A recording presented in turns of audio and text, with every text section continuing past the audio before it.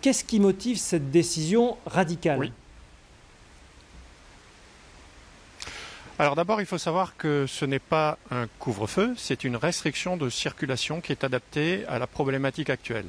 Ensuite, il faut savoir aussi que ce quartier est un quartier prioritaire au titre de la politique de la ville, dans lequel donc la municipalité, l'agglomération et l'État investissent beaucoup.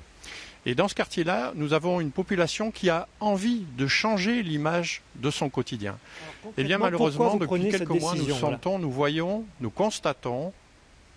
Alors voilà, nous constatons donc des petites bandes de jeunes qui se réunissent en bas des immeubles, qui font du bruit, qui font du tapage, qui gênent le quotidien des habitants, avec récemment une gradation dans l'irrespect, c'est-à-dire un caillassage de véhicules de police, de gendarmerie et des pompiers, et le feu transmis à des poubelles collectives. Alors, bon, ça ne peut pas durer, donc j'ai pris la décision de restreindre les mobilités de ces jeunes. Vous n'aimez pas le terme de couvre-feu, mais le fait est qu'ils ne pourront pas sortir le soir sans être accompagnés d'adultes, c'est bien cela? C'est cela. Ils seront pendant quelques jours jusqu'à la fin des vacances scolaires obligés de circuler avec un adulte ayant autorité parentale. Sinon, ils s'exposeraient à une amende de catégorie 1 qui sera donc adressée à leurs parents. Et c'est là aussi que je souhaite que tout le monde soit impliqué, tout le monde soit responsabilisé. Les élus, nous le sommes, je pense. Les habitants le sont aussi parce qu'ils participent à cette politique de la ville. Eh bien, les parents maintenant devront eux aussi prendre leur part de responsabilité et revenir sur le terrain éducatif. Dans ce quartier, des résidents se plaignent de ce sentiment d'insécurité. On les a rencontrés ce matin, écoutez ce qu'ils disent. Ils ont mis le feu dans le garage de là tout à l'heure et que les personnes au-dessus ne pouvaient pas sortir tellement il y avait de fumée dans les escaliers. Ils sont inconscients.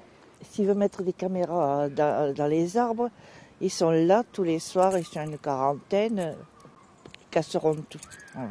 C'est pas un quartier très dangereux, ça arrive de temps en temps. Bon alors le mal semble être plus profond qu'un simple désœuvrement de jeunes pendant les vacances scolaires. Quelles mesures comptez-vous prendre plus pérennes? Alors, nous avons déjà fait beaucoup de pédagogie et beaucoup de prévention. J'ai organisé déjà sur place avec les forces de gendarmerie, les forces de police et les services municipaux plusieurs réunions avec pour thème principal la sécurité. Je continuerai à le faire, je continuerai à aller au contact de la population et de ces jeunes. Il n'empêche aussi que nous allons bien évidemment prendre des mesures beaucoup plus importantes. Une caméra à vision 360 degrés, à vision nocturne, sera installée sur le site en plein milieu de la résidence. C'était prévu pour cette semaine, ça a été un petit peu repoussé, mais elle sera installée, je pense, dans les 15 jours qui viennent.